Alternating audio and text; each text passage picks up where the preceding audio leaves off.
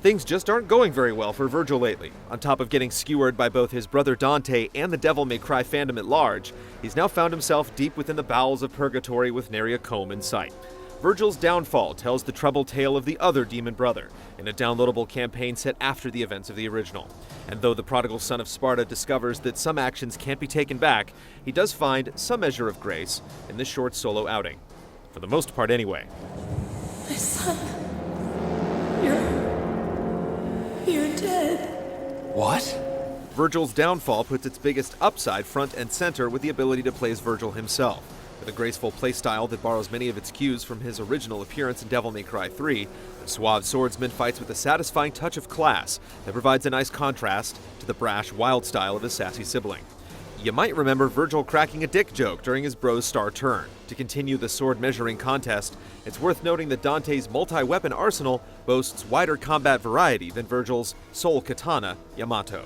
Nevertheless, a number of moves centered around teleportation, well-timed charge releases, and mobility allow the cooler, bluer brother to fight with a stylish, stance-changing panache that has Dante well beat when it comes to depth.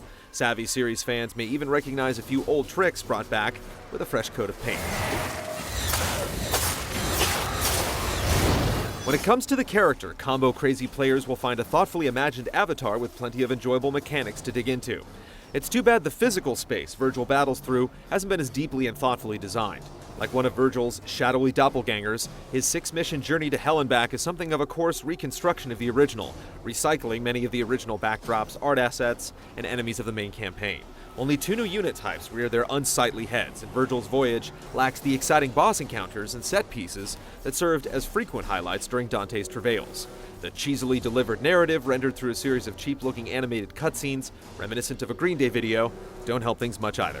Oh, I've been waiting for this. It's clear that some effort certainly went into this dastardly devil's creation, but Vergil's downfall leaves us wanting more. The inability to play as Vergil in the main campaign, much less the recently released Bloody Palace mode, is a puzzling omission given the precedent set with Devil May Cry 3. Still, for less than $10, you'll find a few worthwhile hours of enjoyment. If you are one of the DmC devoted that saw Dante's journey through to the end, there's definitely something here for you. Just don't expect his brother to find much redemption in his own personal hell. How does it feel? My heart.